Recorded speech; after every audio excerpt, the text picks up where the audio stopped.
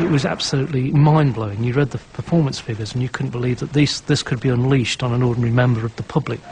Only thing wrong with that car is that I haven't driven it. Most fun you can have with your clothes on.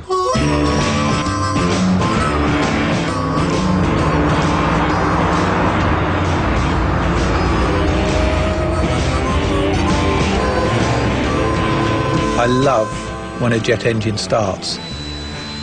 And when you start an F1, that's pretty much as close as you get to it in a road car. You cannot explain to anyone what an F1 is like to drive unless you drive one. There's no other car out there which will prepare you for it. I backed it into a concrete wall at about 150 miles an hour in the Suzuka circuit. A very, very embarrassing moment. There are over 59 million people living in the UK, the home of McLaren. They have more than 24 million cars between them. The national speed limit is 70 miles per hour, and the average speed in London is 5 miles per hour. So what were Ron Dennis and his team thinking of when they designed this? The fastest road car on Earth. McLaren had a startlingly successful year in Formula One. You know, we've won everything there is to win this year. What do you think we should do next? And we said, well, let's do the fastest road car in the world. And lo, they called it the McLaren F1. The name actually started as a bit of a joke. It came up with the name F1 because the Ferrari F40 had just been born.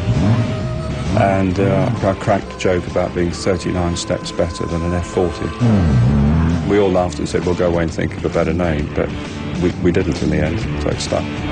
So, how do you create the fastest road car on Earth? Easy. First, you find an enormous engine. Next, you keep the weight low. To do this, Gordon Murray built the chassis and body entirely from carbon fibre. But it didn't stop there.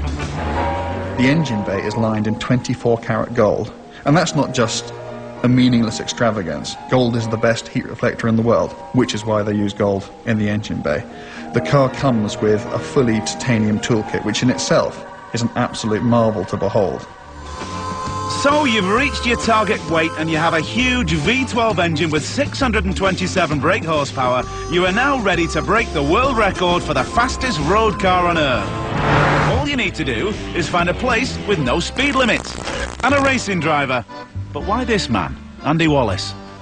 Possibly something to do with the fact that he's only the only one we could find that was brave enough to drive the car. Everything was fine until I got to around 230 miles an hour, something like that, and the car started to weave about a bit and use up quite a lot of road side to side.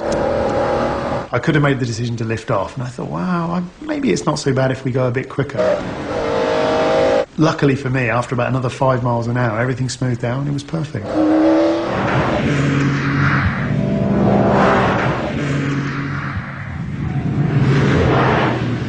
Great! You've broken the world record. But remember, you built this car in the UK, where driving at 241 miles per hour is 171 miles per hour over the national speed limit. But the McLaren is also the most practical supercar in the world.